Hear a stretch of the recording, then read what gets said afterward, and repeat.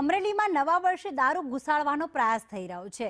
ખાંભાના નાના વિસાવદરમાં એસએમસીએ દરોડા પાડ્યા અને દારૂ ભરેલ એક ટ્રકને ઝડપી લેવામાં આવ્યો।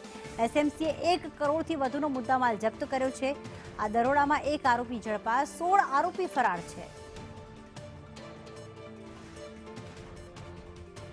ભાવિક કલસેરિયા અમારી સાથે જોડાઈ ગયા છે। ભાવિક, શું એસએમસીને કોઈ બાતમી મળી હતી કે કેમ, અને આ ટ્રક ક્યાંથી આવ્યો હતો, ક્યાં દારૂ ઘુસાડવાનો હતો, શું વિગતો સામે આવી? પ્લીઝ ચોક્કસ જણાવું તો સૌરાષ્ટ્રમાં 30 ગણતરીના દિવસો પહેલા દારૂનું કટિંગ થતું હતું અને સ્ટેટ મોનિટરિંગ સેલની ટીમ તાટકી હતી। ત્યારે અમરેલી જિલ્લાના ખાંભા તાલુકાના નાના વિસાવદર નજીક એક દારૂ ભરેલા ટ્રકમાંથી કટિંગ થતા જ એસએમટીની ટીમે દરોડો પાડ્યો હતો અને ઝડપી પાડ્યા હતા। ત્યારે એક આરોપી સ્થળ ઉપર જ ઝડપી લીધો હતો અને 16 આરોપી ફરાર છે।